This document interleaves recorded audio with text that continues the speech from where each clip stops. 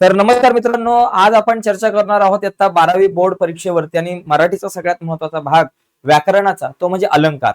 अलंकारावर आज आपण चर्चा करणार आहोत. तर पटकन जाऊयात पुढे जाण्याच्या अगोदर एक रिक्वेस्ट करतो मित्रांनो, जर तुम्ही नवीन असाल आपल्या चॅनलवर आणि अजूनपर्यंत आपला चॅनल सबस्क्राईब नसेल केला तर आत्ताच आपला चॅनल सबस्क्राईब करून त्या बाजूला असलेलं बेलचं बटन दाबायला विसरू नका.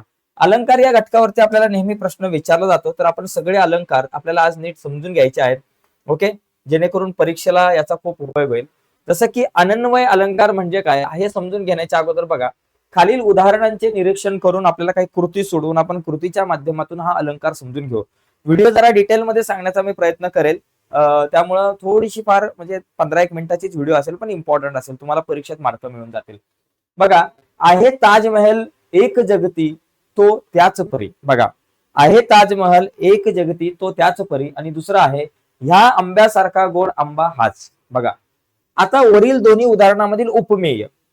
उपमेय म्हणजे काय, ज्याला उपमा दिली जाते. आता इथे उपमा कोणाला दिले गेलेले आहे, ताजमहलला उपमा दिलेली आहे. बघा, ताजमहलला काय दिले बाबा, ताजमहल, ताजमहाल, ताजमहाल. बरोबर, पहिल्या वाक्यामध्ये जर तुम्ही बघितलं ताजमहाल हे उपमेय आहे. ओके, आणि दुसऱ्या वाक्यामध्ये जर तुम्ही बघितलं तर एकच मिनिट, दुसऱ्या वाक्यामध्ये जरी बघितलं, पहिल्या वाक्यामध्ये ताजमहल हे आपल्याला दिलेलं आहे उपमेय, आणि दुसऱ्या वाक्य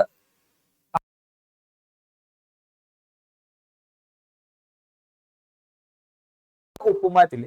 आता यांना कशाची उपमा दिले, बघा इथे ताजमहलला उपमा दिले आणि खाली आंब्याला उपमा दिले, म्हणजे दोघांमधली उपमेय जी आहे ती एकात ताजमहल आणि दुसऱ्यात आंबा.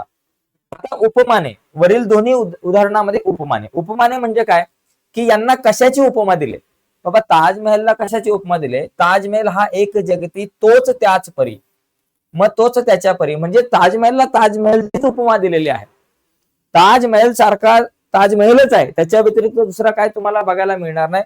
म्हणजे इथं आपल्याकडे ताजमहाल आहे झालं, आणि दुसरी गोष्ट, ह्या आंब्यासारखा गोड आंबा हाच, म्हणजे ह्या आंब्याला उपमा कशाची दिली, दुसऱ्या कशाची नाही, तर आंब्याला आंब्याचेच उपमा दिले, म्हणजे इथं उपमान जे आहे ते आंबा. ओके, तर मी बाजू आता बघा या ठिकाणी लक्षात घ्या, निरीक्षण केल्यानंतर वरील उदाहरणात उपमेय व उपमान एकच आहे. पहिल्या याच्यामध्ये उपमेय ताजमहाल, उपमान पण ताजमहाल आहे. दुसऱ्या उदाहरणामध्ये उपमेय जे आहे ते बाबा आंबा, आणि उपमान सुद्धा आंबाच आहे. तर मी बाजूला होतो जरा, याचा तुम्हाला स्क्रीनशॉट वगैरे जर का तुम्हाला लिहायचा असेल तर तुम्ही लिहू शकता, पण लक्षात घ्या, ज्याची तुलना केली जाते त्याला आपण उपमेय म्हणतो. लक्षात घ्या, त्याला उपमेय, आणि ज्याच्या सोबत तुलना केली जाते त्याला आपण उपमान म्हणतो.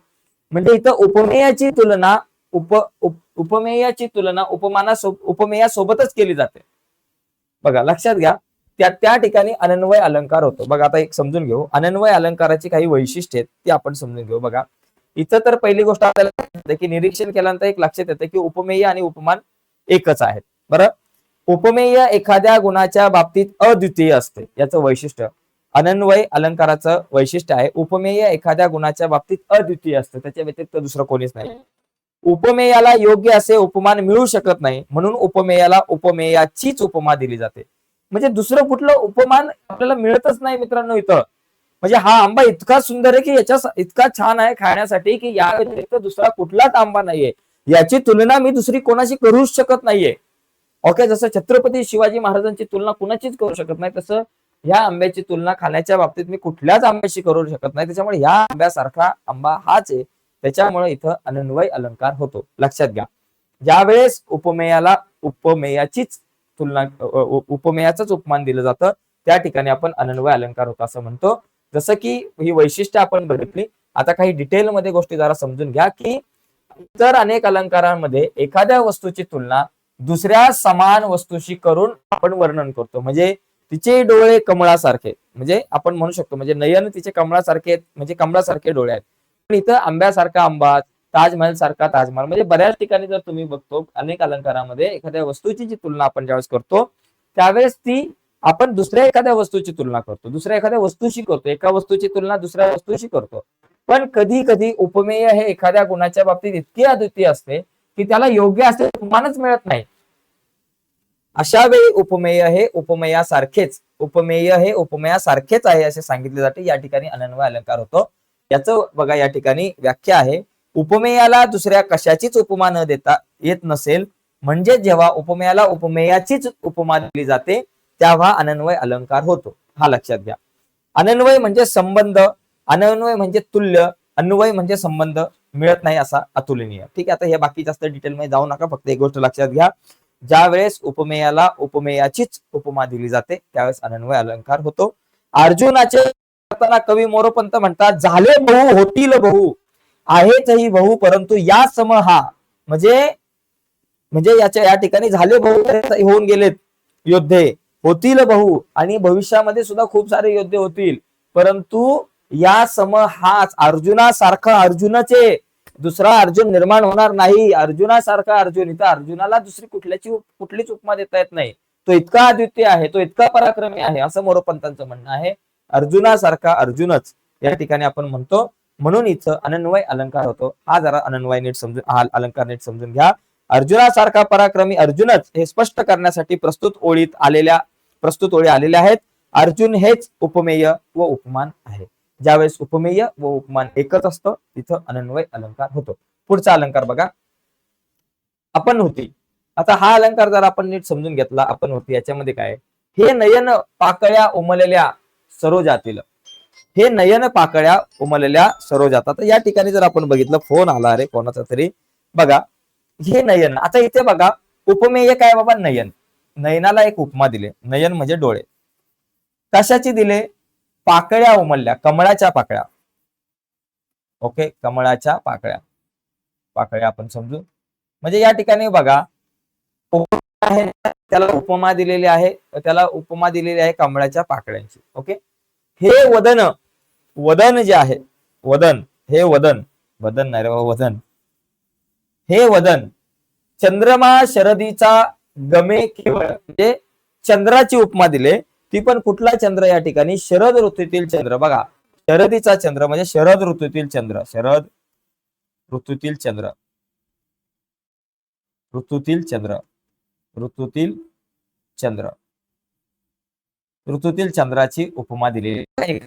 जर तुम्ही बघितलं तर एखाद्या उपमेयाला दुसरी कशाची तरी या ठिकाणी उपमा दिली जाते, परंतु इथं हे नयन हे नयन, हे डोळे नाहीयेत, तिचे डोळे हे डोळे नाहीयेत, तर ते जणू पाकळ्या उमललेल्या सरोजातील, जसं की कमळाच्या पाकळ्या उमललेल्या आहेत असे तिचे डोळे आहेत. म्हणजे ते डोळे नाहीचे, ते डोळे नाहीचे, ते डोळे बाजूला ठेवलं, डोळे काढून टाकलं, डोळे नाहीचे, तर ते तिचे डोळे नाही असं म्हणून सांगितलं गेलेलं आहे की बाबा पाकळ्या आहेत उमललेल्या सरोजातील, असं या ठिकाणी म्हटलेलं आहे. मग अशा ठिकाणी आपण ते अलंकार म्हणतो. म्हणजे काय, उपमेयाला लपवले जाते, इथं लपवलेलं आहे, तिचे डोळे नाहीचे, ते लपवलेत, डोळे नाहीचे, तर ते कमळाच्या पाकळ्या आहेत, उमललेल्या कमळाच्या पाकळ्या आहेत. म्हणजे उपमेयाला लपवले जाते, उपमेय असूनही ते उपमेय नाहीचे, उपमेय असूनही ते उपमेय नाहीचे, डोळे असूनही ते डोळे नाहीयेत, ते काय बाबा उपमान आहे असे सांगितले जाते. म्हणजेच उपमेयाचा निषेध केला जातो. निषेध दर्शवण्यासाठी न, नव्हे, नोहे, नसे, कसले असे शब्द वापरले जातात. बरोबर, अशा वेळेस आपण म्हणतो की बाबा आपण होती अलंकार. म्हणजे बघा इथं काय सांगितलंय, न हे नयन, हे नयन नाहीयेत बाबा, तिचे डोळे कमळासारखे असं म्हणणं, बरं का, तिचे डोळे कमळासारखे असं म्हणणं हा भाग वेगळा, परंतु तिचे डोळे हे डोळे नाहीयेत, डोळे नाहीच आहेत, तर ते कमळाची पाकळ्या आहेत, कमळाच्या पाकळ्या आहेत, असं ज्यावेळेस आपण म्हणतो त्यावेळेस आपण होती अलंकार होतो. न हे नयन पाकळ्या उमल, न हे नयन पाकळ्या उमललेल्या सरोजातील, म्हणजे नयन नाहीये तर जणू काही ते नयन नाहीयेत, तर कमळाच्या ज्या पाकळ्या उमललेल्या आहेत आपण त्याची उपमा दिली जाते. म्हणजे इथे उपमेयाला लपवलं जातं आणि उपमेय असूनही ते उपमेय नाहीये, ते उपमानच आहे असं म्हटलं जातं, त्यावेळेस हा अलंकार होतो. ठीक आहे, पुढे बघा, आपण होती म्हणजे लपवणे किंवा झाकणे. वरील उदाहरणातील पहिल्या ओळीत नयन हे उपमेय आहे, कमळातल्या पाकळ्या हे उपमान आहे. इथे डोळे डोळे नसून त्या कमळाच्या पाकळ्या आहेत असे सांगताना उपमेयाला लपवून दूर सारून म्हणजेच उपमेयाचा निषेध करून त्याच्या जागी उपमानाची स्थापना केली आहे. दुसऱ्या ओळीत वदन या उपमेयाचा निषेध केलेला आहे आणि शरद ऋतूतील चंद्र, वदन नाही तर तो शरद ऋतूतील चंद्र आहे असे म्हणून उपमानाची स्थापना केली आहे. म्हणून आपण होती अलंकार झालेला आहे. उपमेयाचा निषेध करून उपमेय हे उपमानच आहे असं ज्यावेळेस सांगितलं जातं तेव्हा आपण होती अलंकार आपण म्हणतो. बघा दोन अलंकार आपण समजून घेतले. पहिला अलंकार कुठला होता बरं, परत एकदा नीट रिव्हिजन घ्या कारण सगळे अनन्वय अलंकार. पहिला अलंकार होता अनन्वय अलंकार, म्हणजे उपमेयाला उपमानाचीच उपमा दिली जाते, उपमेयाला उपमेयाचीच उपमा दिली जाते त्यावेळेस अनन्वय अलंकार होतो. म्हणजे ताजमहलासारखा ताजमहल, आंब्यासारखा गोड आंबाच, आंब्याला आंब्याचीच उपमा दिले, ताजमहलला ताजमहलाचीच उपमा दिले, त्यावेळेस होतो अनन्वय अलंकार. आणि अपनवती अलंकार म्हणजे काय, ज्यावेळेस बघा हे नयन पाकळ, हे नयन न, हे नयन पाकळ्या उमलल्या सरोजातील, म्हणजे ते नयन नाही तर जणू नयन नाहीये तर कमळाच्या उमललेल्या पाकळ्या आहेत. म्हणजे हे उपमेय नाहीये तर त्याला लपवलं जातं, ते उपमानच आहे जणू असं सांगितलं जातं, त्यावेळेस अपनवती अलंकार होतो. ओके, पुढचा मुद्दा बघा तिसरा, अतिशयोक्ती अलंकार. अतिशयोक्ती म्हणजे आपण म्हणतो ना एखाद्याला झाडावर म्हणजे अतिशयोक्ती म्हणजे बघा लक्षात घ्या, खालील उदाहरणाचे निरीक्षण करा व त्यातील आशयाच्या दृष्टीने असलेल्या असंभाव्यता व्यक्त करा. जो अंबरी उफळता खूर लागला आहे तो चंद्रमा निज तनुवरी डागा आहे. म्हणजे इथं काय सांगितलेलं आहे की नल राजाचा घोडा आकाशामध्ये इतका उंच उडालेला आहे, इतका उंच उचललेला आहे की त्याचा खूर म्हणजे पायाचा जो खूर असतो ना तो चंद्राला लागला आणि त्याच्यामुळे तो चंद्रावरती डाग आहे. म्हणजे अतिशयोक्ती केलेली आहे. असा म्हणजे एखाद्या घोड्याचा खूर चंद्रापर्यंत जाईल का? ओके, बिल्डिंगच्या पहिल्या मजल्यापर्यंत पण नाही जाणार, पण चंद्रापर्यंत जाईल का? तर नाही जाणार. पण इथं ही या ठिकाणी इथे अतिशयोक्ती केलेली आहे असं आपण म्हणू शकतो. तर अतिशयोक्ती अलंकाराचे वैशिष्ट्य काय, एखाद्या गोष्टीचे प्रसंगाचे वर्णन केलेले असते, ते वर्णन अधिक फुगवून केलं असतं, फुगवून केलं असतं. बापरे किती मोठा हत्ती होता, जणू की डोंगरा एवढा हत्ती बघितला मी असं आपण म्हणतो, परंतु तो अतिशयोक्ती आपण म्हणतो. त्यामुळे त्या व्यक्तीची असंभाव्यता, कल्पनारंजकता अधिक स्पष्ट होते. म्हणजे कल्पनारंजकता अधिक स्पष्ट होते, म्हणजे जास्तीत जास्त आपण म्हणतो ना फुगवून एखादी गोष्ट सांगितली जाते, त्याला आपण म्हणतो अतिशयोक्ती अलंकार. खूप सोपं आहे लक्षात घेणं. जसं की दमडीचं तेल आणलं, सासूबाईचं नाणं झालं, मामांजींची दाढी झाली, भावोजींची शेंडी झाली, उरलं तेल झाकून ठेवलं, लांडोरीचा पाय लागला, वेशीपर्यंत ओघळ केला, त्यात उंट पोहून गेला. म्हणजे त्याचा ओघळापर्यंत एवढं दमडीचंच तेल आणलं एवढंस, त्याच्यामध्ये तो शेवटी उंट पण पोहून गेलेला आहे असं आपण म्हटलं गेलं. म्हणजे इथं पण एक अतिशयोक्ती झालेली आहे. तर अशा प्रकारे हा अलंकार आपण समजू शकतो. पुढचा बघा, अर्थांत. बघा या ठिकाणी हा जो अलंकार आहे अर्थांतर न्यास, बघा बरं का, अर्थांतर न्यास अलंकार जो आहे त्याच्यामध्ये काय असतं बघा, उदाहरण बघा, तदी तर खग भेणे वेगळाले पळाले, बरं का, तदी तर खग भेणे वेगळाले पळाले, उपवन जल केली जे कराया मिळाले, स्वजन गवसला जो त्याज पाशी नसे तो, कठीण समय येता कोण कामास येतो. म्हणजे एखादा मुद्दा पटवून देण्यासाठी, एखादा दृष्टांत पटवून देण्यासाठी त्याला त्याच्याशी निगडीत खूप सारी उदाहरणं दिली जातात, तिथं आपण म्हणतो अशा प्रकारचा अलंकार होतो. म्हणजे नल राजाने हंसाला पकडल्यानंतर बागेत जलक्रीडेसाठी जमलेले इतर सगळे पक्षी घाबरून पळाले, त्याच्याजवळ कोणीच राहिले नाही. एवढी हकीकत सांगून झाल्यावर कवीने शेवटी त्यावरून एक सामान्य सिद्धांत सांगितलेला आहे की कठीण प्रसंग येता कोण कामास येतो. म्हणजे एक तुम्हाला सिद्धांत सांगण्यासाठी तुम्ही जी वेगवेगळ्या प्रकारची उदाहरणं देत असता, अशा वेळेस उदाहरणं देऊन, म्हणजे या ठिकाणी बघा वेगवेगळ्या प्रकारची उदाहरणे देऊन तुम्ही एखादा सिद्धांत स्पष्ट करता, तिथं आपण अर्थांतरन्यास अलंकार होतो असं आपण म्हणतो. बघा इथे बघा आता आपल्याकडं अर्थांतरन्यास अलंकाराची वैशिष्ट्य. तर याची वैशिष्ट्य काय, विशेष उदाहरणांवरून एखादा सर्वसामान्य सिद्धांत सांगितला जातो. म्हणजे विशेष उदाहरणं दिली जातात आणि त्याच्यातून सर्वसामान्य सिद्धांत सांगितला जातो. दुसरा, सामान्य ज्ञानाच्या समर्थनासाठी विशेष उदाहरणे दिली जातात. म्हणजे एखादा सामान्य सिद्धांत आहे त्याचं समर्थन करण्यासाठी विशेष वेगळ्या प्रकारची उदाहरणं दिली जातील. आणि अर्थांतर म्हणजे दुसरा असा अर्थ, न्यास म्हणजे शेजारी ठेवणे. म्हणजे अर्थांतर जो आहे, अर्थांतर न्यास, अर्थांतर म्हणजे काय, दुसरा एक अर्थ, अर्थांतर न्यास, आणि न्यास म्हणजे शेजारी ठेवणे, म्हणजे दुसरा अर्थ शेजारी ठेवणे त्या उदाहरणाशी निगडीत. या अलंकारात एका अर्थाचा समर्थक असा दुसरा अर्थ त्याच्या शेजारी ठेवला जातो. म्हणजे एक विशिष्ट अर्थ दुसऱ्या व्यापक अर्थाकडे नेऊन ठेवणे म्हणजे अर्थांतर न्यास आपण त्याला म्हणू शकतो. बघा, होई जरी संतत दृष्ट संग, न पती सज्जन सत्वभंग. बघा, असोनिया सर्प सदा शरीरी, झाला नसे तो चंदन विषारी. म्हणजे साप जरी शेजारी त्याच्या असला तरी तो चंदन विषारी कधी होत नाही. ओके, आणि दुष्टांच्या संगती जरी एखादा संत राहिला तरी त्याचं सत्व भंग पावत नाही. ओके, अशा प्रकारे बघा, सज्जन सतत जरी दुष्टांच्या संगतीत आले तरी सज्जनांची सात्विकता नष्ट होत नाही. हा विशेष सिद्धांत सांगितल्यावर कवी निसर्गातलं एक सामान्य उदाहरण देतात. म्हणजे चंदनाच्या झाडावर सतत राहतात, म्हणजे साप चंदनाच्या झाडावर सतत राहतात तरी पण चंदनाचे झाड मात्र विषारी बनत नाही. ओके, तर अशा प्रकारचे हे जे काही अलंकार आहेत चार, यावर्षी आपल्याला आहेत बोर्डाच्या परीक्षेला, तर आपण काही उदाहरणं या ठिकाणी बघूयात.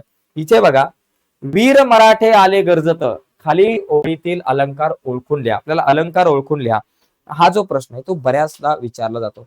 त्यामुळे लक्षात घ्या, वीर मराठे आले गर्जत, पर्वत सगळे झाले कंपित. वीर मराठे गर्जत येथील धूळ उडेल, पण पर्वत कंपित झालेले आहेत या ठिकाणी. तुमचा अतिशयोक्ती अलंकार आहे. या ठिकाणी अतिशयोक्ती अलंकार आहे. तुम्ही मी लिहित नाही, फटाफट वेळ नको जायला. हा झाला अतिशयोक्ती अलंकार झाला. ओके, ठीक आहे, लिहू आपण अतिशयोक्ती अलंकार. ओके, अतिशयोक्ती अलंकार झाला हा. त्याच्यात सागरासारखा गंभीर सागरासारखा गंभीर दुसरा कोणीच नाहीये, त्या सागराला सागराचीच उपमा दिली जाते. मग अशा वेळेस कुठला अलंकार होतो? अनन्वय अलंकार. आपण मगाशी म्हटलं अनन्वय अलंकार. अनन्वय अलंकार हा झाला अनन्वय अलंकार. ठीक आहे, पुढचा, या दानाशी या दानाहून अन्य नसे उपमान. या दानाशी या दानाहून अन्य नसे उपमान. दुसरं कुठलं उपमान नाही, या दानासारखं दुसरं कुठलंच दान नाहीये. म्हणजे इथे सुद्धा अनन्वय अलंकार झाला तुमचा. अनन्वय अलंकार झाला. न हा अधर, न आला ना, न हा अधर, तोंडले नव्हत दात हे की हिरे. बघा, न आला ना, ज्यावेळेस न हा अधर, न आला ना, इथं तो नाहीच आहे. म्हणजे इथं उपमेय जे आहे ते उपमेय नाही, तर ते उपमानच आहे असं ज्यावेळेस आपण म्हणतो, त्यावेळेस आपला कुठला अलंकार होतो? अपनहुती अलंकार. अपनहुती अलंकार हा झाला अपनहुती अलंकार झाला. अनंत मरणे अधि मरावी, स्वातंत्र्याची आस धरावी, मारील मरणाची मरणा भावी, मग चिरंजीवपण ये बघते. इथं आपण जर बघितलं तर या ठिकाणी आपण म्हणतो की अशा प्रकारे दृष्टांत त्याला आपण काय म्हणतो? अर्थांतर न्यास अलंकार. अर्थांतर न्यास हा झाला अर्थांतर न्यास अलंकार. मुंगी उडाली आकाशी, तिने गिळले सूर्याशी. मुंगी आकाशी उडणार नाहीच आणि ती सूर्याला पण गिळणार नाही, पण इथं सांगितलं की मुंगी उडाली आकाशी, तिने गिळले सूर्याशी. हा एक अतिशयोक्ती अलंकार झाला. ओके, आणि त्याच्यानंतरचा शेवटचा आहे, फुल गळे पळगोड जाहले, बीज नुरे डौलात तरुडले, तेज जळे बघ ज्योत पाजळे, का मरणी अमरताही न खरी. तर हा एक अर्थांतर न्यास अलंकार आहे. तर अशा प्रकारे तुम्हाला अलंकार ओळखायला येऊ शकतो. तर हे जे अलंकार आहे सगळे बघून घ्या, समजून घ्या. तर आजच्या या चर्चेमध्ये इथेच थांबूयात. नक्कीच तुम्हाला अलंकार हा घटक चांगल्या प्रकारे समजला असेल. पुढच्या व्हिडिओमध्ये आपण आणखी नवीन एका व्याकरणाच्या घटकावरती चर्चा करू, जेणेकरून तुम्हाला त्या चर्चेचा फायदा होईल आणि बोर्डाच्या परीक्षेत चांगले मार्क मिळतील. तर आज इथेच थांबू मित्रांनो. थांबण्याच्या अगोदर एक रिक्वेस्ट आहे, नवीन असाल तुम्ही आपल्या युट्यूब चॅनलवर, अजूनपर्यंत चॅनल सबस्क्राईब नसेल केला तर आत्ताच आपला चॅनल सबस्क्राईब करून त्या बाजूला एक बेलचं बटन आहे ते सुद्धा दाबा, जेणेकरून मी अपलोड केलेल्या प्रत्येक नवीन व्हिडिओची नोटिफिकेशन सगळ्यात अगोदर तुमच्यापर्यंत पोहोचेल. बाय मित्रांनो, धन्यवाद सगळ्यांना.